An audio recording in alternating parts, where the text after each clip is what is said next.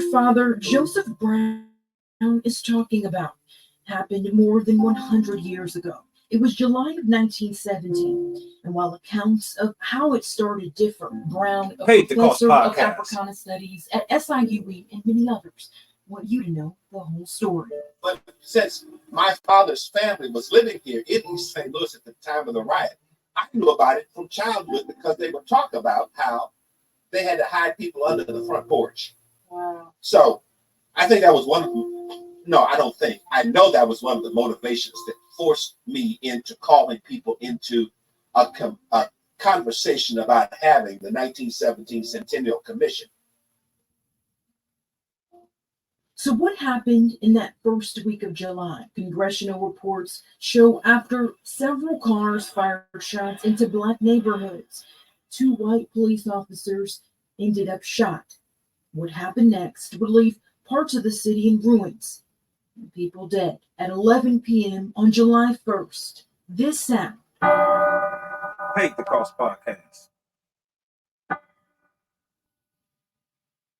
A bell at True Light Baptist Church rang, and violence against Black East St. Louisans was erupting everywhere. On July 2nd, white men and women beat, shot, and set ablaze their innocent Black neighbors. They burned down homes with people inside. They pulled men, women, and children off of streetcars. And as the story goes, National Guardsmen and police just watched. What is unique about the program, or July the 2nd, is the magnitude and that it all occurred at one time. But to tell the whole story means to tell many stories. Judge Milton Wharton, who's also on the commission to preserve this story, recalls one. Yes, there's a particular story of a family that returned on a streetcar from a day fishing. Wonderful day, they were having a picnic on a fishing trip, and they wound up in downtown St. Louis in the heat of the riot. The rioters came in, shot and killed the lady's husband, shot and killed her son, and then they turned on her and they beat her. And there was one white individual who had the courage to step forward and protect her and prevent her from being killed. That very much stands out in my mind about the horrors of this particular incident. So where did the massacre happen exactly? The simple answer is a little bit of everywhere.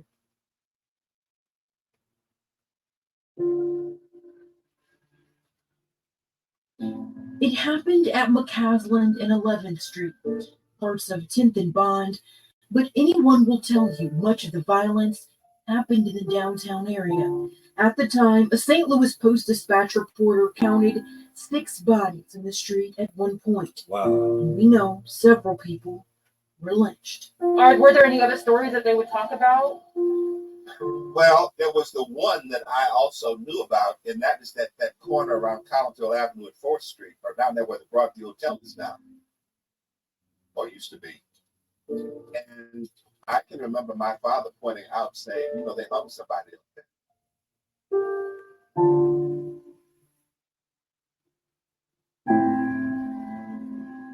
To get away, people ran for their lives down the train tracks. Entire families escaped to the Municipal Free Bridge, where white rioters tried to stop them. Oh yeah, that's that bridge that goes straight from St. Louis to East St. Louis. Are there any parts of it that you'll remember always, or is there any story that sticks with you and your learning of what happened? Some of the things that stick with me are the brutality and the vicious ways that people were murdered by women. Right. Well, it's when women you now. hear the stories of women gathering around the streetcars, pulling Black women and their children off those cars and beating them. And I can remember my daddy or telling me, standing around and your granny, yelling Georgia at was people in the gangster, so houses I when see they why were granny was the way she burning was. the houses down, forcing the people to come out and be shot, Man. and the babies being thrown back into the houses. And the fact that so much of that mob activity was organized in what we would now call the red light district of East St. Louis, where there were the bars, the gambling joints, and the brothels. And so it was gender inclusive, the mob. And when you think about what happened in 2021, 2017 in Charlottesville, what we have seen, what we have always known about America's history, it has always been quite inclusive, the violence and the death and destruction. Wow. It's crazy. We revisited several sacred sites where Black East St. Louisans lost their lives and their homes, entire neighborhoods flattened, entire families gone. That includes right here at 10th Street and Trinley Avenue.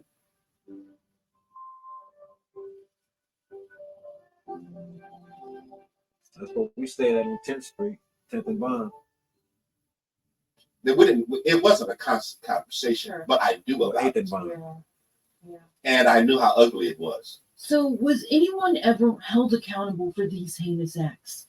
In some ways, yes. In others, the injustice just continued. This really wasn't an isolated incident. No, they planned that. Extrajudicial executions of African Americans They planned were that. occurring frequently prior to what happened on July the 2nd, and they continued afterwards. But you can't tell the story of the East St. Louis Race Massacre without talking about Dr. Leroy Bundy. Bundy was a Black dentist and a community leader.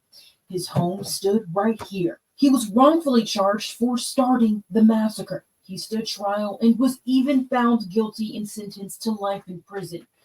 Later, the Illinois Supreme Court exonerated him. As for everyone else, more than 100 people were indicted. That included a number of police officers and 23 Black men. The mayor at the time, Fred Mollman, even faced the charge of malfeasance. But with whole families and neighborhoods completely wiped out, was that enough? No, not even close. Reginald Petty was born and raised in East St. Louis and says his family passed down the sword from generation to generation. And I remember my parents, my father talking about the number of relatives that disappeared. So in your family, I think. Right. And right.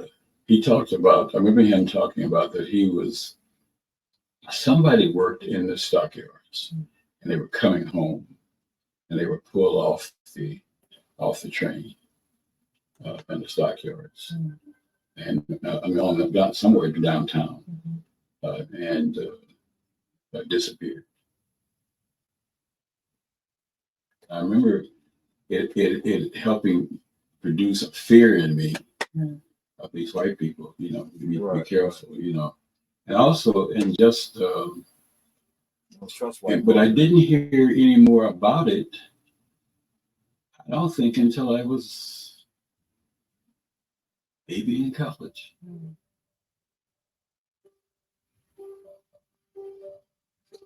It was like the elders of our community wanted to give us an upbringing free of much of the stress and brutality that many of them had experienced in the South. What happened on that day in 1917 would become a difficult story to tell for generations to come. it's a part of that because of the pain that comes with that story. Of course, Dr. Lillian Parks says it was a while before she learned this story herself. Did you learn about it in school? Yes, to a certain degree. We taught civics. The story was 1917 race riot.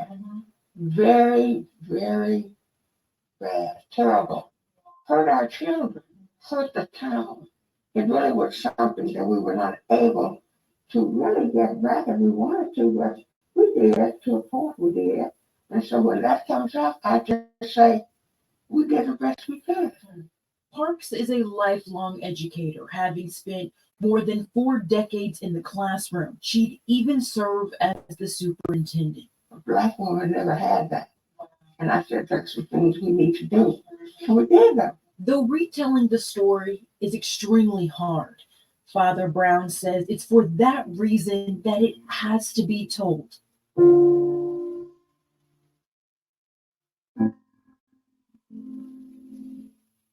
There were two aspects in my idea of bringing this commission together. One was to heal the land where the blood was spilled. That's right. We had to have some kinds of rituals to name the places, to pray over them, and to honor the ancestors who died there. The second one was to make sure that there was always going to be a component that taught our young. It is not about how bad and how traumatic it was. It's how we have survived and transformed the trauma into action. Why is it so vital that the commission exists and that the work continues? Because history is still not being taught well. Believe that. And part of the game that we knew was rigged against us was that what we grew up knowing, our young people did not know. So we made it our highest priority. We were not totally successful in all that we wanted to accomplish, but we made sure that that Centennial Commission will always have some impact on this city, because we want our young people to know, as the slogans and the posters said, East St. Louis, the city that survives. City that survives, baby. Part of that has to do with how the story is passed down, making sure that it tells the whole story. Do we have an estimate, or do we know how many people lost their lives that day, or is it hard to even know? We will never know how many people lost their lives. They weren't going to be counting the people that they threw back into burning buildings. There were no bodies. They're not going to count the people that they threw into ditches and rivers and streams. And they're not ever going to count the people who were buried in mass graves. So when people say maybe 40 or 50 people, no, I'm going to say hundreds of people. And we don't know the people who fled here and died somewhere else. We don't know, because people might have moved to Kinloch, Missouri, and died there. They may have died in the hospital in St. Louis. So they're not going to be reporting that, because Black lives did not matter. That also means using the right word to describe what happened in the first place. And one of the things that we as a commission had to choose to do was to stop calling it the East St. Louis Race Riot and change it to Charles Lumpkin's preferred term that he wrote his book about, the American pogrom. That word from Eastern Europe, in which genocide was being inflicted upon Jews, for instance. Wiping out a group of people, the pogrom, or the massacre. Because until the 1960s, the word riot always referred to mobs of white people going into Black communities, killing inhabitants. And now we have large gatherings of Black and other people protesting for civil rights and justice. And if things are being destroyed, it's businesses, it's property, it's materials. They do not go into neighborhoods to kill people. But the word riot has been imposed upon them, and we did not want that word to be here because it doesn't tell us the whole truth. It's a pogrom. It was genocide, and it was organized. Genocide, and it was organized. They planned on killing us. So Blacks. what makes East St. Louis East St. Louis? For this commission, it's not only their love for where they come from. This was an idyllic opportunity for children to grow up. We felt very protected, insulated. It's also about making sure the world knows where it's been, all the places it has left to go, and who it could be. And if you don't know your history, you will be trapped when somebody else throws it to you in a corrupted version. You better believe that. You'll listen to his story. It's Miles Davis' way. People survived it.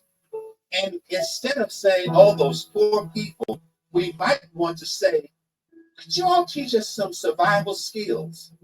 That could change America. That's right. It could change the way we do things across cultures, gender status, economic status. Wait a minute, you survived all of that. I know you got some lessons to teach us. Come to East St. Louis and find out what they are. That's right.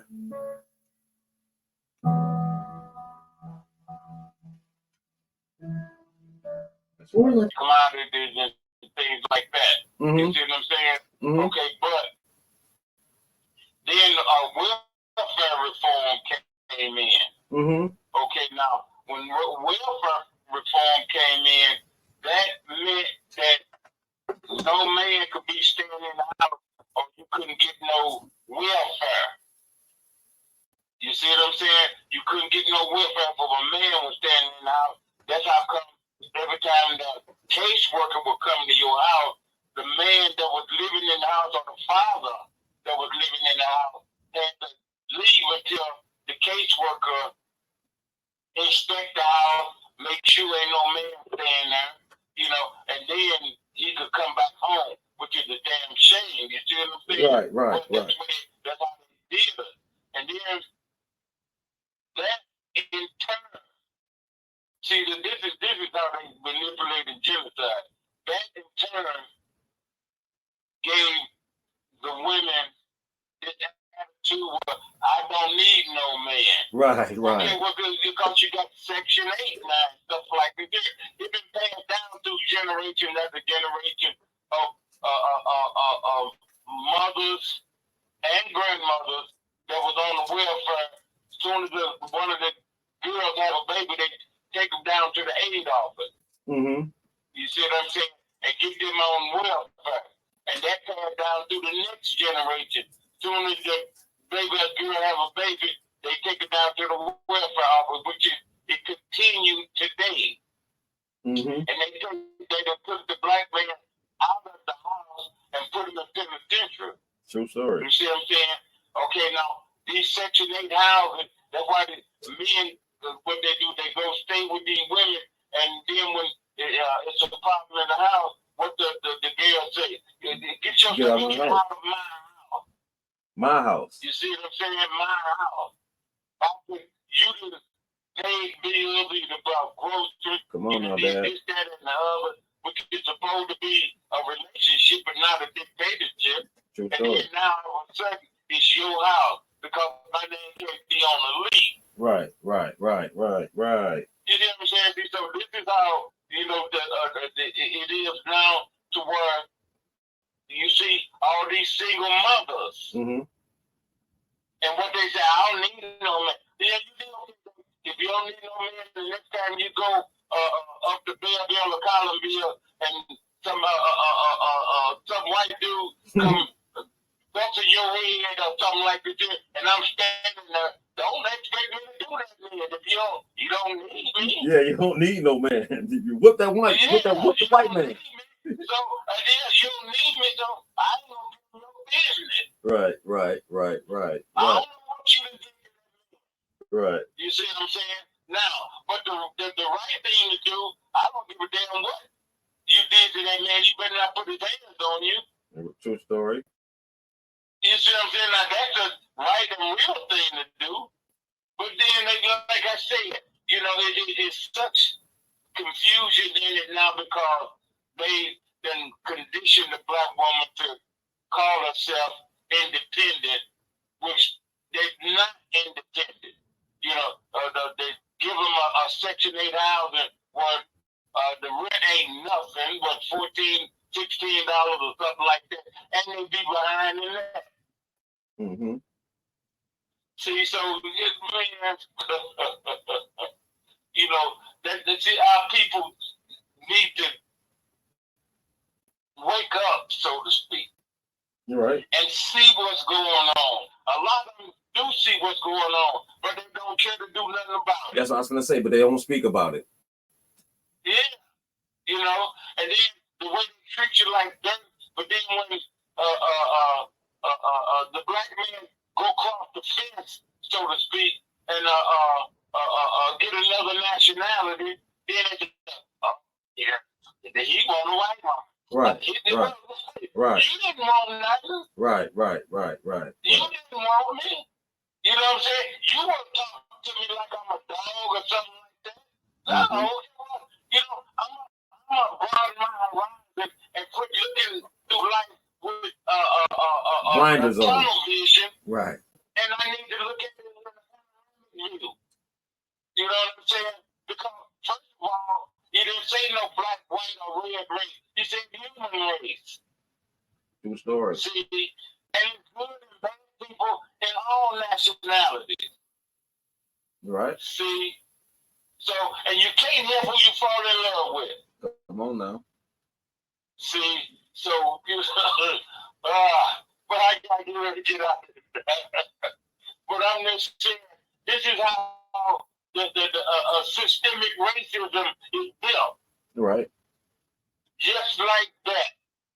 Right. And it's steady going on. And then 45 get in there again, you know, the Cheeto man, these red Cheetos or yellow Cheetos or whatever, he get in there again, it's gonna be even worse. Mm-hmm. Because he's fleecing the people now, you know, talking about what he gonna do for black people. And look what he did, what you did for him last time. Not nothing. And when they were at the rally and they were getting jumped on and spit on and stuff, you pay them legal fees for doing that. Yeah. Yeah. One of the big. You know, and the motherfuckers like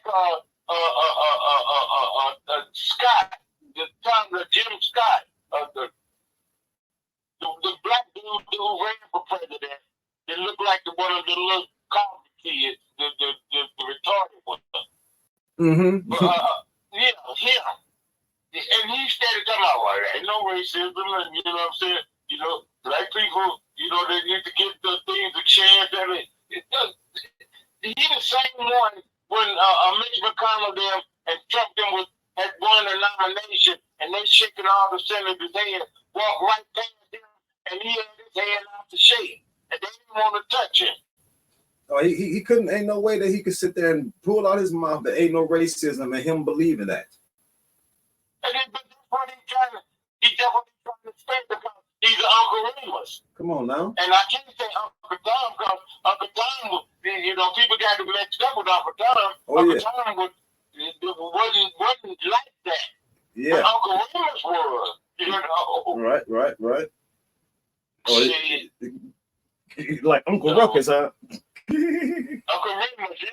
No, I'm talking about Uncle Ruckus. Ruckus on the what's that cartoon? The Boondocks. I ain't never seen that. Yeah, Uncle Ruckus. You know, it was just so funny, dude. Okay, but then you know Uncle Remus was on Jangles with the Jamie Foxx when he was whooping the white man with the whip. Oh yeah. Samuel Jackson was Uncle Remus. Okay, Dad. Yeah. Uncle Ruckus. That's like Uncle Remus then. I guess they was in the cartoon. They depicted whoever he was then. Yeah, that's Remus there. So that's Uncle Remus. You know, what's wrong with boss? We sick? You know, what you mean we? Right. And then it was something else. It was something else. Yes, sir. But I gotta get out of here. Okay, then, Dad. Yep. Be safe and love you. All right, love you too, Dad. All right. Yep. You know, I can remember, you know, myself vividly, you know, growing up in East St. Louis as a little boy. You know, my mom, my dad, my grandma, my uncles, and no one never spoke about the race riots of 1917. So actually, you know, I never knew about this until recently. I just knew going through the streets of East St. Louis, it was poverty, it was hard living. And I also remember, you know, speaking to my mom and my dad, and you know, I was actually born on the streets of East St. Louis. I never made it to the hospital. You know what I mean? The hospital, St. Mary's Hospital was, you know, it wasn't where I was born. I was born, you know, in the streets of, you know, on, you know, 8th and Bond. You know, and so coming up and, you know, playing in different little factories with, you know, I can remember playing in a factory that had you know, the water was so polluted it was yellow, you know, and just the act of poverty didn't seem like poverty to me. It just seemed like it was a way of life, you know. And so I never knew what racism was because no one ever even spoke about it. No one never even spoke about white people. You know, I never seen white people around there. That's why the whole makeup of East St. Louis, Illinois, still to the day, it's 98% black, 2% white. So you know, you really wouldn't see no white people, but not to say that you won't, but you really won't see them. And you know, things was hidden so long that the police they set these people up, knocked on the door for them to come out, and they started, killing. At 11 o'clock, July 1st, the bell rung from the church, and it said all our war on blacks. So now I sit back and I think, about how my mom and my granny was the way they were. And a lot of people don't understand, if you remember the documentary that I showed, about the massacre of 1917 in East St. Louis, you will see that they centered their beating, on women. They really beat the women, beat them to death, because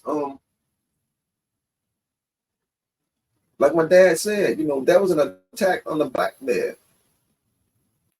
They took the black man out the household, and gave, made us fatherless homes,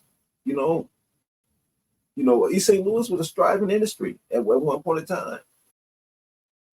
I'm just gonna say it like this, if a lot of us young black males knew our history, we would treat our parents a little better. Because we don't know what they survived or what they had to endure to get us to this point where we at. I took things for granted as a child because I wasn't informed, educated about how my mom really had to sacrifice for me. You take things, make them, you take things and think that there's something small, and you don't understand how hard of a journey that it was for your parent to get over that, for you to get the smallest treatment, to make you, just for you to get the smallest meal, they had to do,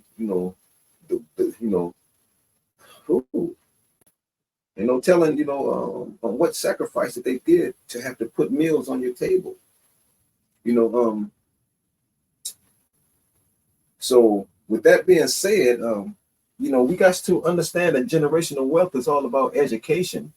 It has nothing to do with money. It's all about education and about what's your history.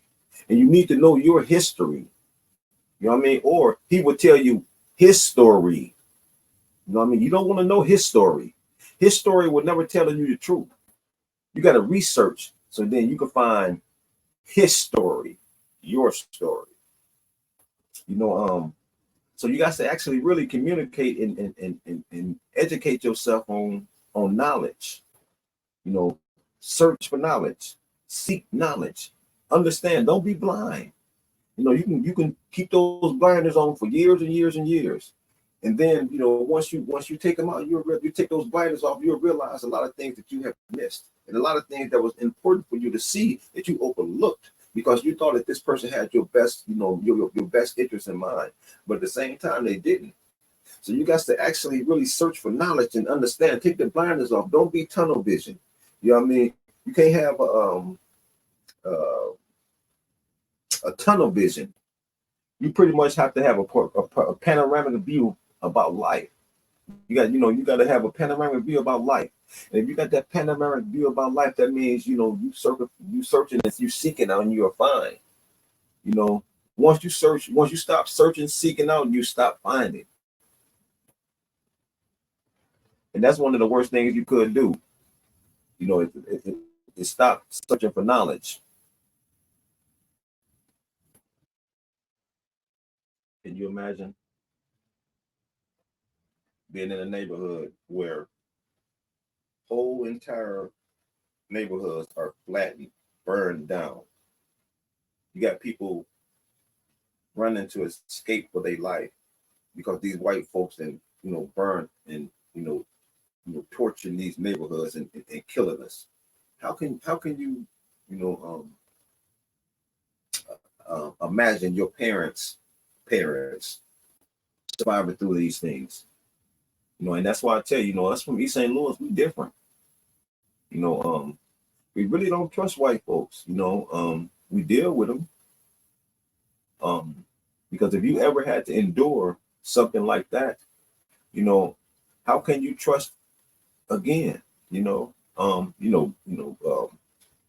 get me wrong. You have to forgive, to forget, and you got to have that. You got to release yourself, from that. But it's all about choices. Then, don't make the wrong choice to trust the right devil. You understand what I'm saying? Don't let that go over your head. Don't make the wrong choice. To trust the right devil.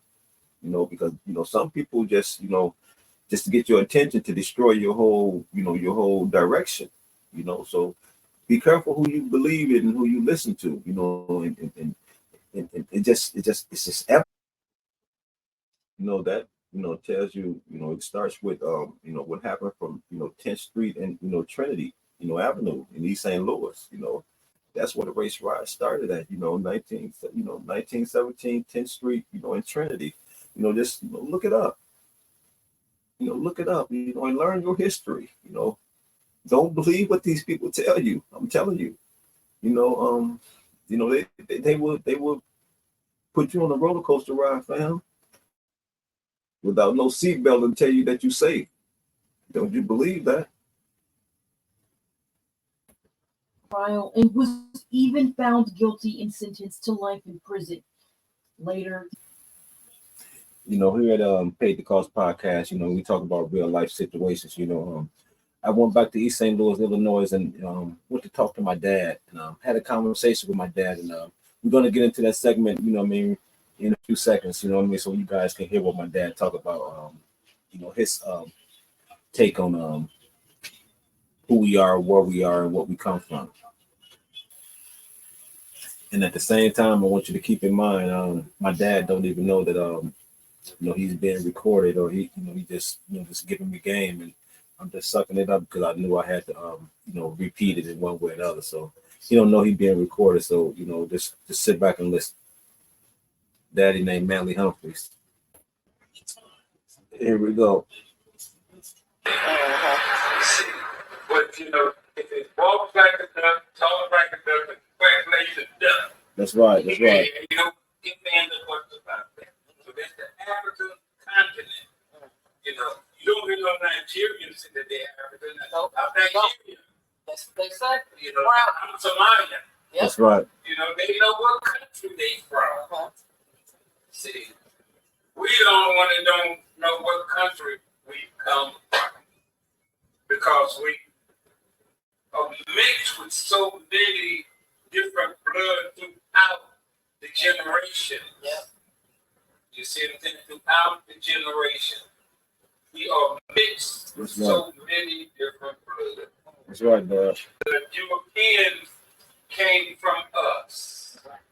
True story. They went into the Caucasus Mountains.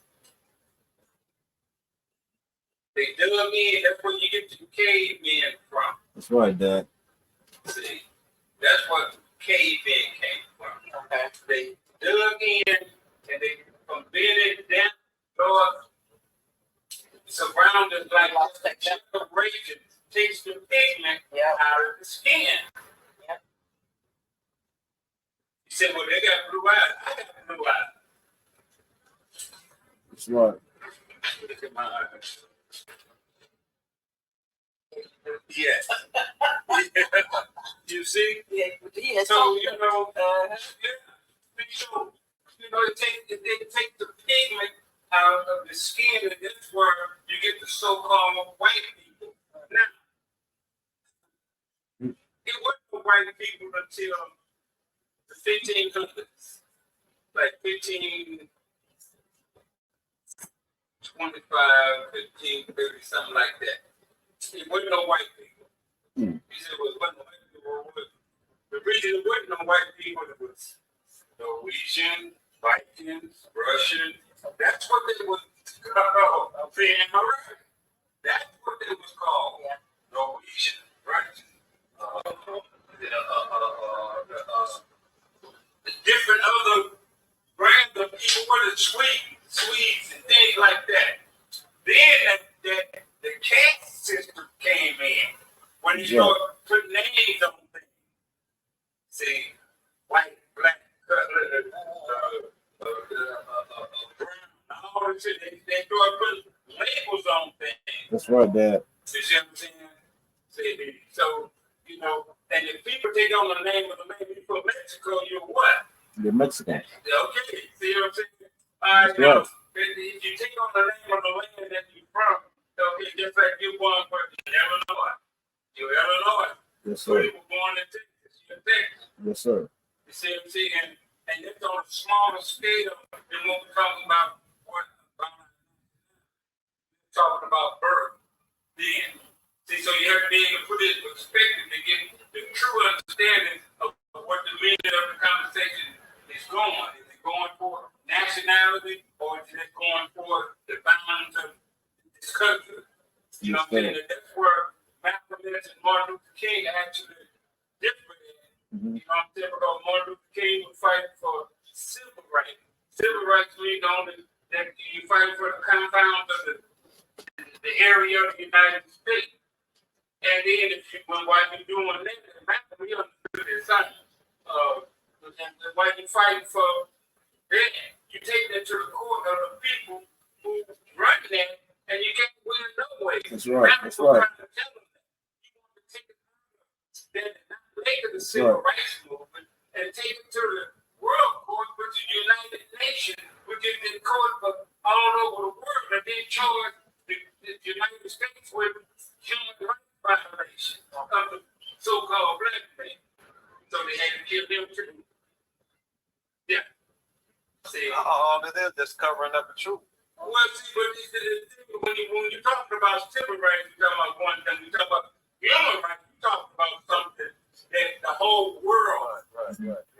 You know what I'm saying? If you talk about civil rights, there ain't no other country got nothing to say about you. And how Come you on, talk of that. It's a civil man. That's my dad. It's a civil man. No doubt. Yeah, you see what I'm saying? See, so you have to know. See, but they ain't killing though. I mean, they couldn't do something else, and then they got it's an orange man that's trying to be a dictator. But they killed Kennedy because King. Yes, sir. Yes, sir. They killed his brother because he had something to do with it too. You know, Robert Kennedy. Yeah, Robert Kennedy. Now, when it happened, Martin Luther King gave Kennedy the black vote. And they made the deal, and he gave them the black vote that Kennedy was signing the civil rights. You see what I'm saying? Okay. If you notice, before Kennedy was involved, King was getting hit upside the head with rifle bullets and all this, that, and the other, and everybody going to jail and things like this. But when it was the March on Washington, this is the after they had made the deal. The March on Washington, They protected everybody. Nobody did nothing. Right. That's what at all, period. Yes, sir. Because Kennedy had made the deal already. And that paid King $800,000 to make the march. He paid when he started, and the other hand when he finished it. Okay, and the civil rights bill. Okay, now they killed Kennedy before the civil rights bill was passed. You see what I'm saying? Okay, now King already knew what was in the mix. Right, So right. when Johnson became the president, he went to the White House for him to go ahead and pass the civil rights bill. Johnson the one wasn't going to do it, but King already had the paper. He already signed it. He had to do it. So he didn't do it out of the goodness of his heart. He had to do it because King had already had, you know, the paper that said that it was Yeah, signed. I had to agree. So Yes, sir. now they saying Johnson passed the civil rights bill. Right. And I hate Jesse Jackson because Jesse Jackson ain't put nothing. Right now, he still ain't nothing. You know what I'm saying? The only thing he did with King. Jesse Jackson was a bigot.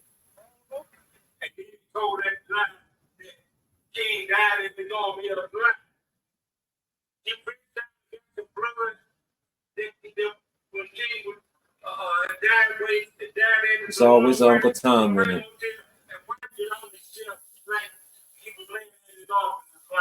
It's always Uncle Tom in it. He wanted Obama's nuts on the civil president. Didn't know that the man was on. Man, please. He split the ticket, you know, in '85, Jerry Ferraro and Walter Mondale, and he's in to split the ticket. Nixon would have been the president. See, not Nixon. Oh, no, Reagan. Reagan would have been the president. See, so that's Jesse Jackson for the crowd. Man, fuck Jesse Jackson.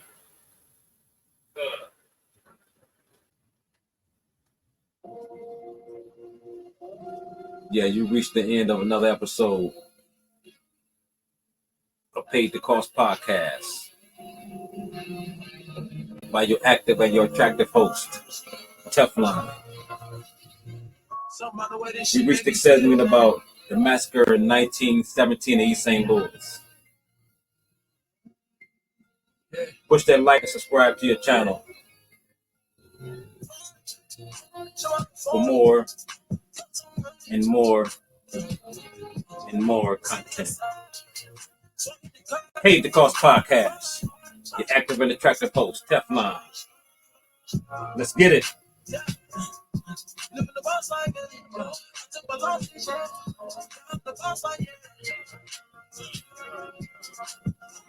Paid the Cost Podcast.